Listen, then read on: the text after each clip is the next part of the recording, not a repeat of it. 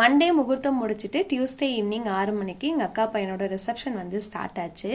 இவன் கல்யாணத்துல எங்களுக்கு ரெடியாக இருக்க நிறையவே டைம் இருந்தது. எல்லாருமே கரெக்ட் டைமுக்கு ரெடியாகி வந்துட்டோம். பொண்ணு மாப்பிள்ளையும் செம்ம க்யூட்டாக இருந்தாங்க. பொண்ணோட மேக்கப் அந்த ட்ரெஸ்ஸோட கலர் காம்போ 2 பேத்துக்கும் சூப்பராக இருந்தது.